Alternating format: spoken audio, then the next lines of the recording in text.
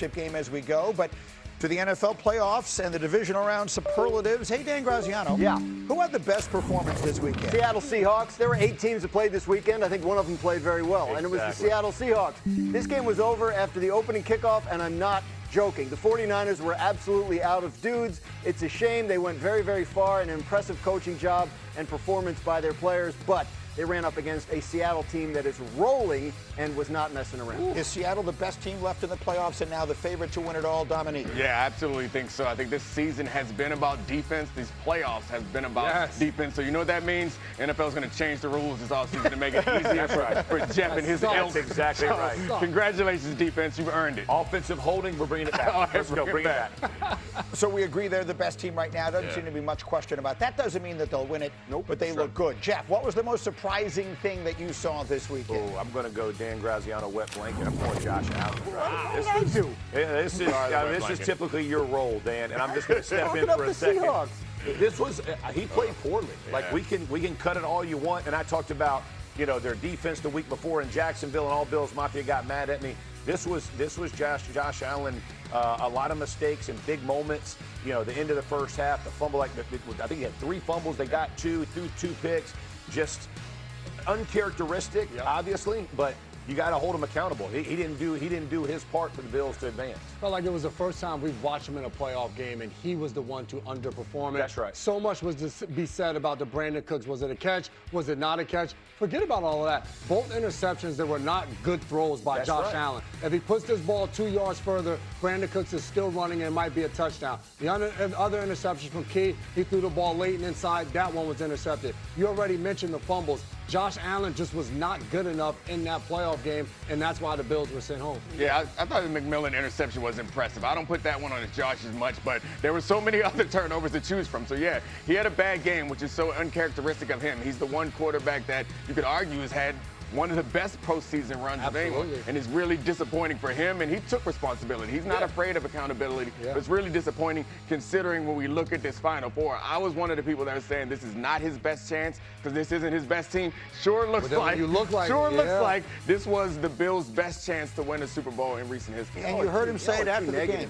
You saw him tearful, Dan, after the game because he said, best. And look, that's what happens. And every now and again, even the great players have a bad day. He picked a bad time to have a bad day. You're Superman every time, and you're Jimmy Olsen once.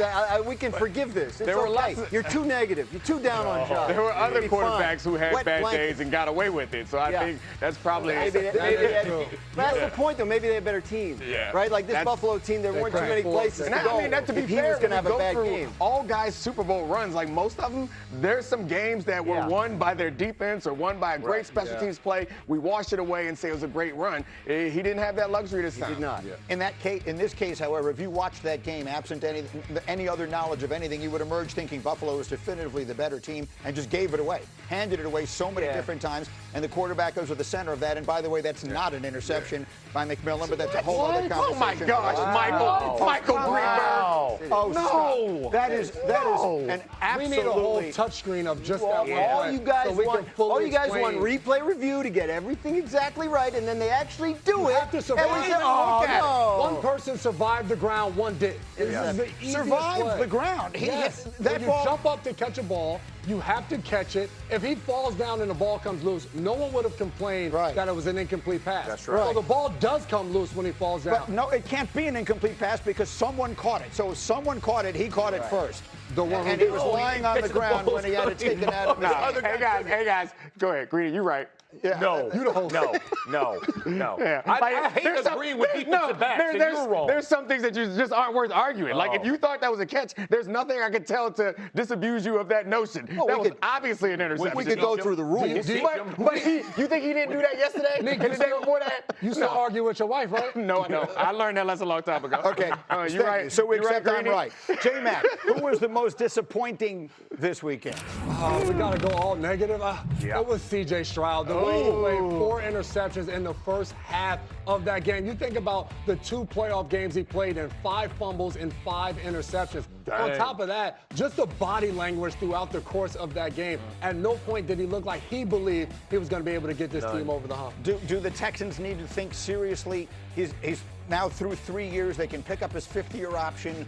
They could extend him beyond that if they want to. Do they need to think seriously about whether he's their quarterback of the future? Quickly. Absolutely. I mean, what tells you different? The last two, he had a great rookie year, but the last 2 years have been okay. I mean, you're talking about an investment of $50 million plus. At this point, I would definitely let him see another year before I would make a commitment like that. Yeah, the money is going up and up for quarterback. It might be more than $50 million at this point, and you're locked in as far as quarterback's concerned. The scary thing about this decision is he also shows great ability in some of these games. So, like, he's someone who you don't want to let walk away because it might turn out well somewhere else. But also, in this game and in the playoffs right now, he hasn't looked very good. Yeah, you pick up his fifth-year option. You don't have to pay him this offseason. Right. You pick up that fifth-year option. You let him continue to play. He's your starter right now. They also re-signed Davis Mills during the season, extended him. So they'll have him there for a while. They could have considered going to him during that game. DeMeco Ryans said he never considered it. Yeah. C.J. Stroud is their guy. He's 24 years old. Yeah. I mean, like, we assume he'll get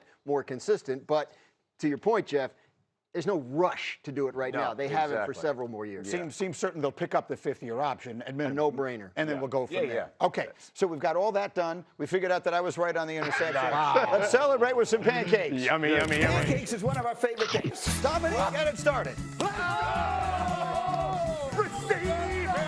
Fluffy. Little taste, little appetizer. Oh, my goodness. Get out the way. You got to like that. Are you serious? Oh, that is for real chin music. 1 cake. Yeah. 2 cakes.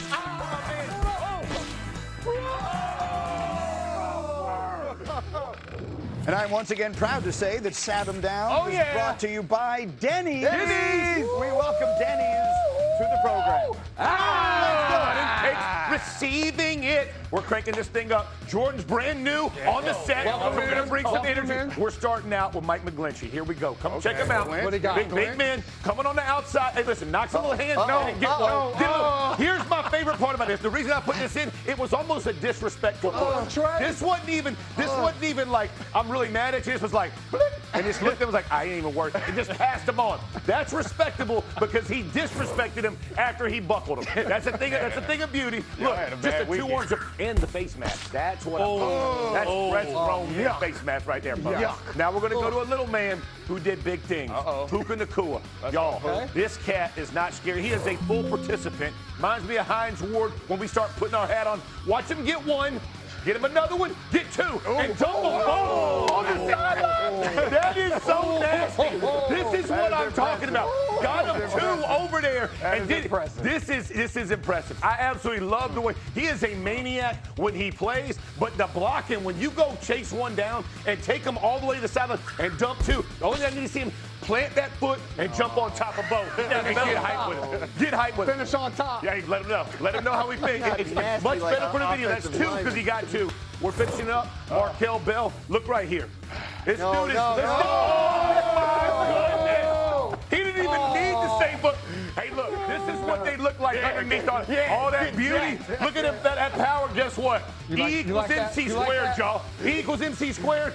Guess what this is? That's a whole lot against a real little. That is a thing of beauty. You know what I'm saying? This is look at him stand over him. Oh, man. Here's my question. What was he thinking? Oh, he was thinking. He wasn't. When he saw, what am I doing here? Listen, there's some deer on a farm that I own that have looked like that a couple times, and they're in that same position. Get them, Swamp. I'm just going to let you know what that is. Get them, Swamp Donkey. I'm like this. That's it. It's a wrap. There are some deer on a farm I own that look like that also.